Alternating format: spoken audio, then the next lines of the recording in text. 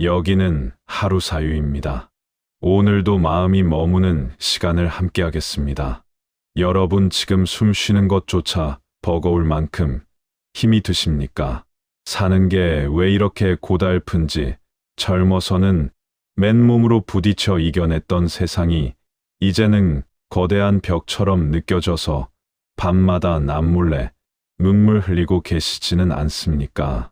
믿었던 사람에게 등 뒤에서 칼을 맞은 듯 배신당하고 평생을 바쳐 일구어온 일터에서는 떠밀리듯 밀려나고 금쪽같이 키운 자식들은 내 마음도 몰라주고 제 살길 바빠 전화 한 통이 없습니다. 거울을 보면 생기 넘치던 청춘은 어디 가고 초라하고 늙은 노인 하나가 서 있는 것 같아 가슴이 턱 막히는 날들이 있으실 겁니다. 내 인생은 실패했나 보다. 이제 나는 끝났구나. 더 이상 희망은 없구나. 혹시 이런 절망적인 생각으로 뜬 눈으로 밤을 지새우고 계신가요? 가슴을 치며 통곡을 해도 시원하지 않고 술 한 잔에 기대어 잠을 청해봐도 새벽이면 어김없이 눈이 떠져 천장만 바라보고 계시지는 않습니까? 하지만 여러분 부디 그 차가운 바닥에 주저앉아 울지 마십시오. 오늘 하루 사유가 여러분께 전할 다산 정약용 선생의 이야기는 단순한 위로가 아닙니다. 이것은 인생의 바닥을 치고 올라오는 대반전의 예언이자 여러분의 남은 운명을 송두리째 바꿀 구원의 동화줄입니다. 정약용 선생은 18년이라는 긴 유배 생활, 그 지옥 같은 고통 속에서 피를 토하는 심정으로 깨달았습니다. 인생이 가장 어둡고 힘들 때 죽고 싶을 만큼 괴로울 때, 그때가 바로 하늘이 나에게 큰 복을 주기 위해 그릇을 억지로라도 넓히는 시간이다. 하늘이 장차 그 사람에게 큰 임무를 맡기려 할 때는 반드시 먼저 그 마음과 뜻을 흔들어 고통스럽게 하고 그 힘줄과 뼈를 굶주리게 하여 궁핍하게 만듭니다. 이는 그가 할 수 없었던 일을 능히 감당하게 하도록 역량을 키워주기 위함입니다. 비바람이 몰아치는 것은 뿌리를 깊게 내리라는 신호이고 사람들이 떠나가는 것은 내 인생의 해가 되는 가짜 인연을 정리하고 진짜 귀인을 맞이하라는 하늘의 배려입니다. 지금 겪고 있는 이 고비 절대 헛된 것이 아닙니다. 이것은 여러분의 인생에 거대한 대운이 들어오기 직전에 겪는 산통과도 같습니다. 아이를 낳기 전 산모가 죽을 듯한 고통을 겪지만 그 고통 끝에 새 생명을 얻듯이 여러분도 지금 새로운 인생을 낳고 있는 중입니다. 오늘 이 이야기를 끝까지 들으신다면 여러분의 고통은 희망으로 바뀌고 불안은 평안으로 바뀌게 될 것입니다. 지금부터 정약용 선생의 지혜를 빌려 인생의 고비를 넘어 말년의 대복을 잡는 법을 아주 깊이 있게 들려드리겠습니다. 첫 번째로 우리가 뼈저리게 깨달아야 할 것은 꽉 찬 그릇에는 복이 담기지 않는다는 비움의 미학입니다. 많은 분들이 인생이 힘들 때 무언가를 더 얻으려고 발버둥칩니다.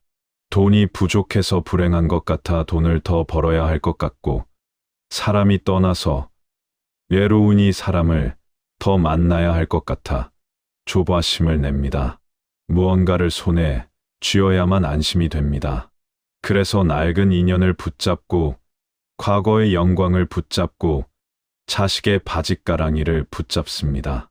하지만 정약용 선생은 정반대로 말했습니다. 마음이 꽉 찬 자는 세상을 좁게 보고 비운 자는 세상을 넓게 본다. 여러분 물이 가득 찬 컵에는 더 이상 맑은 물을 부을 수 없습니다. 지금 여러분의 마음속을 한번 들여다보십시오. 무엇으로 가득 차 있습니까? 지난날에 대한 뼈아픈 후에 나를 무시했던 사람에 대한 타오르는 이움, 자식에 대한 서운함, 늙어감에 대한 억울함. 이런 썩은 물들이 마음을 꽉 채우고 찰랑거리는데 어떻게 하늘이 주는 새 복이 들어올 수 있겠습니까? 들어오려다가도 넘쳐흐르고 맙니다. 여기 평생을 가족을 위해 헌신했지만 황혼 이혼을 당하고 빈털터리로 홀로 되신 60대 박 선생님이 계십니다. 박 선생님은 매일 밤 술을 마시며 분노했습니다. 내가 너희를 어떻게 먹여 살렸는데, 내가 내 인생 갈아 넣어 너희 뒷바라지 했는데 어떻게 나한테 이럴 수 있냐. 내 청춘을 다 바쳤는데 남은 게 이 초라한 방 한 칸이라니. 자식들에게 밤마다 전화를 걸어 하소연하고 전 배우자를 저주하며 하루하루를 지옥 속에서 살았습니다. 그러다 보니 얼굴은 흙빛으로 변하고 몸에는 원인 모를 통증이 찾아왔습니다. 병원에 가도 병명이 없다고 합니다. 화병이기 때문입니다. 속에서 천불이 나니 잠을 못 자고 잠을 못 자니 예민해져서 만나는 사람마다 싸움을 겁니다. 주변 사람들도 하나둘씩 저 양반 만나면 기가 빨린다며 피하기 시작했죠. 결국 박 선생님은 세상에 철저히 혼자 남겨졌습니다. 복이 들어오기는커녕 쪽방마저 깨진 셈입니다. 이것이 바로 마음이 독으로 꽉 찬 사람의 비극입니다. 독을 품고 사는데 어떻게 삶이 편안하겠습니까? 그 독은 남을 죽이는 게 아니라 나를 먼저 죽입니다. 정약용 선생은 유배지에서 가장 먼저 한 일이 과거와의 작별이었습니다. 자신을 모함했던 정적들, 억울하게 죽은 형제들에 대한 원망, 화려했던 벼슬길에 대한 미련. 물론 인간이니 왜 밉지 않았겠습니까? 왜 분하지 않았겠습니까? 밤마다 이불을 걷어차며 울분을 토했을 것입니다. 하지만 그는 알았습니다. 이 미움을 붙잡고 있으면 내가 먼저 죽는다. 나를 살리기 위해 나는 비워야 한다. 내 마음의 방을 청소해야 한다. 여러분 지금 당장 마음의 대청소를 시작하십시오. 억울하십니까? 그래, 그럴 수도 있지. 다 지나간 일이다. 내 운명이 여기까지였나 보다 하고 털어버리십시오. 섭섭하십니까? 내가 베푼 것은 잊어버리자. 바라고 한 게 아니었다. 빚준 게 아니라 선물 준 거였다 하고 지워버리십시오. 여러분이 움켜쥐고 있는 그 손을 펴야 하늘이 쥐어주는 새로운 선물을 받을 수 있습니다. 손에 쓰레기를 꽉 쥐고 있으면 다이아몬드를 줘도 받을 수가 없습니다. 비워야 채워집니다. 이것은 우주의 불변의 진리입니다. 지금 여러분이 겪는 상실은 비움의 과정입니다. 복을 받을 준비를 하십시오. 두 번째로 넘어야 할 거대한 고비는 바로 혼자가 아니라 온전해지는 시간인 고독의 재해석입니다. 나이가 들면 필연적으로 혼자가 됩니다. 이것은 피할 수 없는 숙명입니다. 평생 내 편일 것 같았던 배우자가 먼저 떠나기도 하고 눈에 넣어도 안 아플 것 같던 자식들은 출가하여 맘의 식구가 됩니다. 친했던 친구들도 아프거나 요양병원을 가거나 세상을 떠납니다.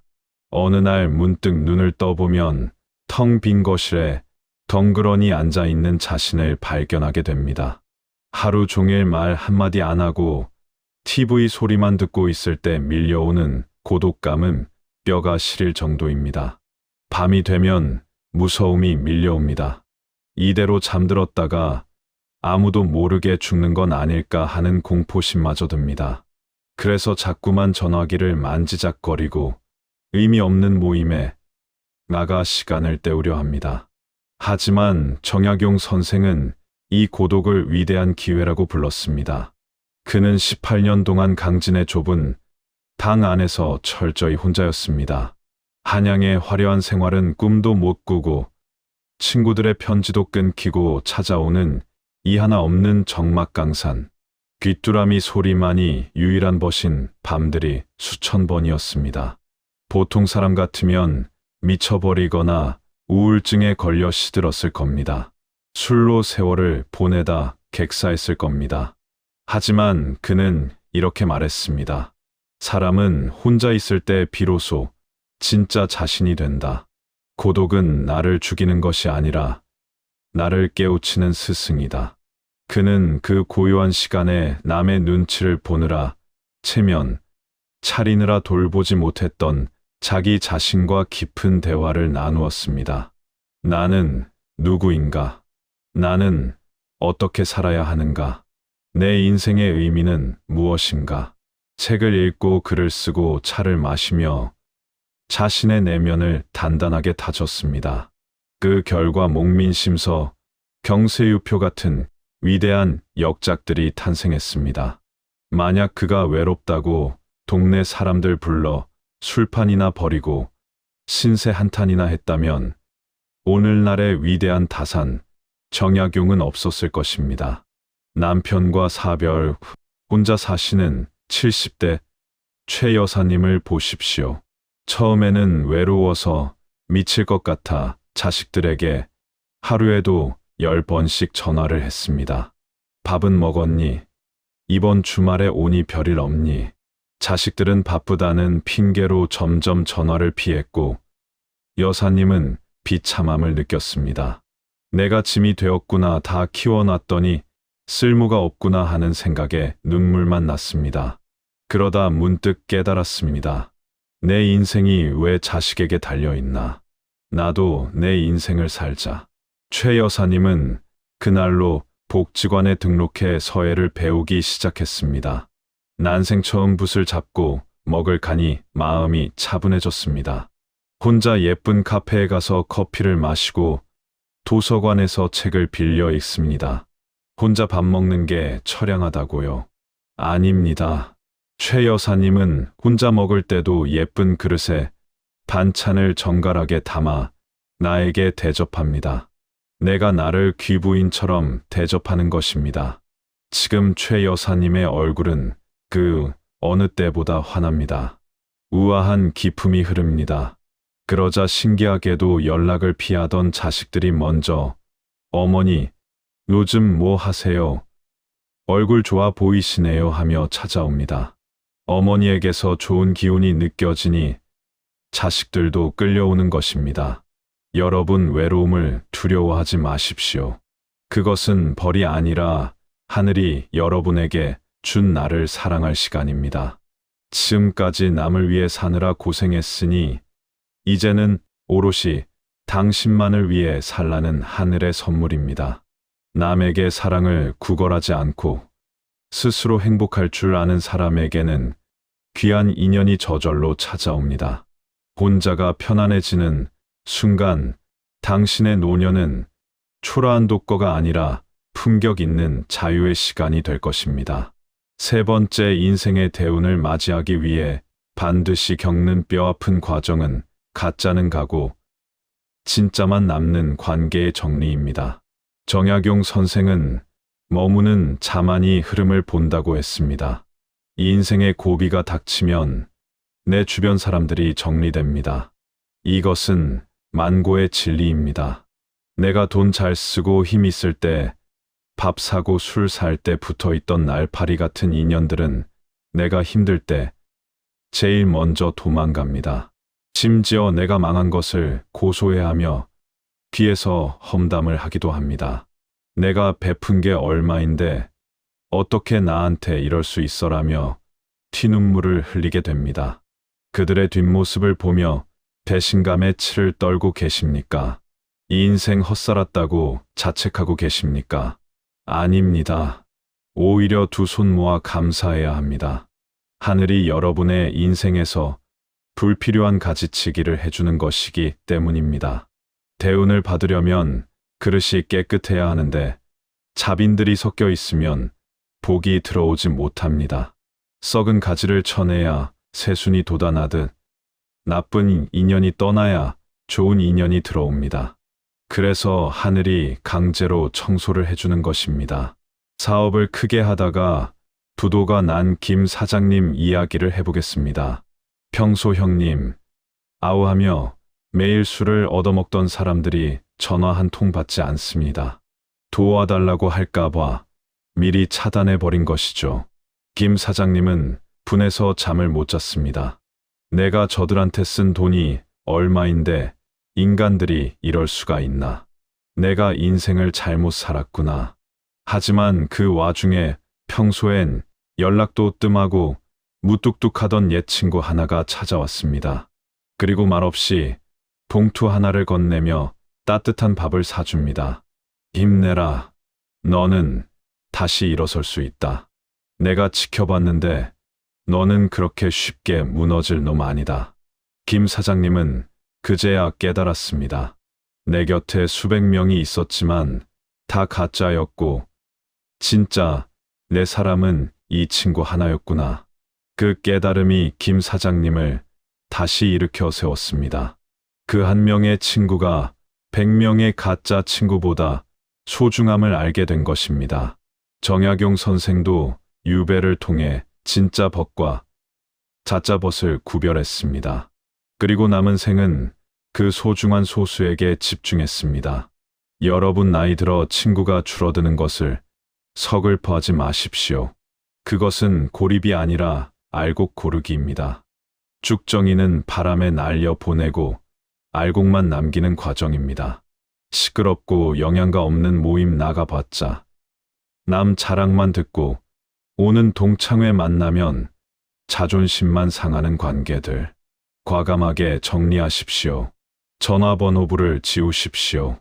그리고 나를 진심으로 아껴주는 한 사람 혹은 배우자 혹은 나 자신에게 집중하십시오. 넓은 인간관계보다 깊은 인간관계가 말년의 복을 부릅니다. 사람이 없으면 하늘과 벗하면 됩니다. 자연과 벗하면 됩니다. 네 번째 대운을 받기 위한 마음가짐은 억지로 거스르지 않는 수능의 지혜입니다. 젊을 때는 내 힘으로 세상을 바꿀 수 있다고 믿습니다. 안 되면 되게 하라 강한 의지로 밀어붙입니다. 바위를 계란으로 쳐서라도 깨뜨리려 합니다. 하지만 나이가 들면 깨닫습니다. 이 인생에는 내 힘으로 어쩔 수 없는 거대한 흐름이 있다는 것을요. 계절이 바뀌듯 인생에도 봄, 여름, 가을, 겨울이 있습니다. 겨울에 반팔 입고 춥다고 화내봤자 소용없습니다. 겨울엔 두꺼운 옷을 입고 봄을 기다리는 게 지혜입니다. 그런데 많은 시니어들이 늙어가는 것을, 자식이 떠나는 것을, 돈이 줄어드는 것을 인정하지 못하고 괴로워합니다. 정약용 선생은 하늘의 뜻은 억지로 이길 수 없다. 그러니 이기려 하지 말고 어우러지라고 했습니다. 늙어가는 것을 거부하고 젊어지려 애쓰지 마십시오. 주름을 미워하지 마십시오. 취해질 뿐입니다. 떠나가는 자식을 붙잡으려 하지 마십시오. 내 품 안에 가두려 하지 마십시오. 사이만 멀어질 뿐입니다. 자식은 내 소유물이 아니라 내 몸을 빌려 태어난 손님일 뿐입니다. 손님이 갈 때가 되면 보내주는 게 예의입니다. 이미 잃어버린 돈을 되찾으려 무리하게 투기하지 마십시오. 본전 생각하다가 남은 것마저 잃게 됩니다. 시골에서 농사 짓는 이 어르신은 평생 자연을 스승 삼아 사셨습니다. 비가 오면 비가 와서 쉬고 해가 뜨면 해가 떠서 일합니다. 태풍이 불어 작물이 쓰러지면 남은 거라도 건져서 감사히 먹습니다. 자식들이 명절에 못 온다고 하면 그래, 너희들끼리 잘 쉬어라 하고 덤덤하게 받아들입니다. 서운해하는 대신 그 시간에 좋아하는 트로트 프로그램을 보며 웃습니다. 몸이 아프면 이 녀석이 평생 고생했으니 이제 쉴 때 됐다고 신호 보내는구나 하고 병원에 갑니다. 억지를 부리지 않으니 화낼 일이 없습니다. 마음이 호수처럼 잔잔합니다. 그러니 얼굴에 평온함이 서려 있고 주변 사람들은 그 어르신 곁에만 가면 마음이 편안해집니다. 그 평온함이 바로 복을 부르는 관상입니다. 이것이 바로 속도의 자유입니다. 남들보다 느려도 괜찮습니다. 내 몸에 맞게, 내 상황에 맞게 물 흐르듯 살아가는 것, 포기가 아닙니다. 그것은 세상과 싸우기를 멈추고 세상과 화해하는 수용의 단계입니다. 억지를 부리는 자는 끝내 부러지지만 순리를 따르는 자는 부드럽게 휘어져 태풍도 견뎌냅니다. 여러분의 마음을 흐르는 강물에 맡기십시오. 억지로 노를 저어 거슬러 올라가려 하지 마십시오. 그 강물이 여러분을 가장 안전하고 평화로운 바다로 데려다 줄 것입니다. 마지막 5번째 복은 입과 자세로 들어온다는 말과 태도의 품격입니다. 대운을 맞이하려면 그릇을 준비해야 합니다. 하늘이 아무리 큰 복을 부어줘도 그릇이 깨져 있거나 뒤집혀 있으면 담을 수 없습니다. 그 그릇은 바로 여러분의 말과 태도입니다. 많은 분들이 마음은 안 그런데 말이 퉁명스럽게 나가서 복을 찹니다. 걱정돼서 하는 말이 잔소리가 되고 사랑해서 하는 말이 상처가 됩니다. 정약용 선생은 유배지에서도 옷매무새를 흐트러뜨리지 않고 꼿꼿한 자세로 앉아 있었습니다. 죄인이었지만 죄인처럼 굴지 않았습니다. 선비의 품격을 잃지 않았습니다. 그리고 자식들에게 보낸 편지에서 늘 강조했습니다. 말을 함부로 하지 마라. 불평과 비난은 복을 걷어차는 짓이다. 힘들다고 죽겠다, 미치겠다, 망했다를 입에 달고 사는 분들이 계십니다. 그냥 하는 말이라고요. 천만의 말씀입니다. 무의식 중에 뱉은 그 말이 주문이 되어 진짜로 죽을 만큼 힘든 일을 끌어당깁니다. 말이 씨가 된다는 것은 무서운 진실입니다. 나이 들어서 입만 열면 맘 험담하고 정치 이야기하며 화내고 자식 욕하고 세상 탓하는 분들, 거울을 한번 보십시오. 관상을 보면 미간에 주름이 깊게 패여 있고 입꼬리는 처져 있고 눈빛은 탁합니다. 그런 얼굴에는 복이 들어오려다가도 놀라 달아나 버립니다. 지금부터라도 말을 바꾸십시오. 돈 드는 일 아니지 않습니까? 아침에 눈을 뜨면 아이고 허리야 대신 오늘도 살아있음에 감사합니다라고 하십시오. 자식이 속을 썩이면 왼수 같은 놈 대신 내가 건강하게 자라준 것만으로도 고맙다, 그래도 내 자식이라 다행이다라고 하십시오. 밥이 맛없으면 이걸 먹으라고 줬냐, 대신 따뜻한 밥 한 끼 먹을 수 있어 다행이다, 굶지 않으니 얼마나 감사한가라고 하십시오. 정약용 선생은 이익을 셈하는 순간 복은 달아난다. 그러나 작은 것에 감사하는 순간 복은 날마다 찾아온다고 했습니다. 내가 내뱉은 좋은 말이 돌고 돌아 결국 나에게 큰 복으로 돌아옵니다. 자세를 바르게 하십시오. 늙었다고 움츠러들지 마십시오. 허리를 펴고 어깨를 펴고 당당하게 걸으십시오.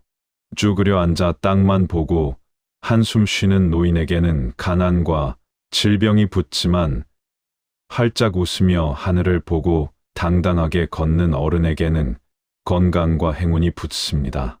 여러분의 몸과 입을 귀하게 다루십시오. 그래야 세상도 여러분을 귀하게 대접합니다. 사랑하는 여러분, 오늘 우리는 정약용 선생의 지혜를 통해 인생의 고비를 대운으로 바꾸는 5가지 비밀을 나눴습니다.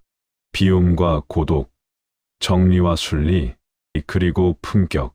지금 겪고 있는 이 고통이 영원할 것 같아 두려우신가요? 끝이 보이지 않는 터널 속에 갇힌 것 같아 답답하신가요? 아닙니다. 모든 터널은 반드시 끝이 있습니다. 그리고 그 끝에는 눈부신 빛이 기다리고 있습니다. 가장 어두운 시간은 해가 뜨기 직전입니다. 지금이 바로 그때입니다. 지금 여러분이 겪는 이 시련은 여러분을 더 크고 단단한 그릇으로 만들어 노년에 찾아올 거대한 복을 담게 하려는 하늘의 깊은 뜻입니다. 정약용 선생이 유배지의 고통을 견디고 역사의 길이 남을 위인이 되었듯 여러분 또한 지금의 고비를 넘기면 그 누구보다 빛나고 아름다운 노년을 맞이하게 될 것입니다. 지금까지 잘 버티셨습니다. 정말 고생 많으셨습니다. 그러니 제발 포기하지 마십시오. 스스로를 비하하지 마십시오. 나는 끝났다고 말하지 말고 이제 진짜 내 인생이 시작된다고 선포하십시오. 당신은 충분히 고생했고 충분히 훌륭하게 버텨왔습니다. 이제 하늘이 당신에게 보상을 줄 차례입니다. 그 복을 받을 준비를 하십시오. 마음을 비우고 입가에 미소를 띠고 다가올 내일을 설렘으로 기대하십시오. 여러분의 남은 생이 그 어느 때보다 찬란하고 평안하기를 대운이 물밀듯이 밀려오기를 온 마음을 다해 기원합니다. 여기는 하루사였습니다. 오늘도 평안한 마음으로 하루를 마무리하시길 바랍니다.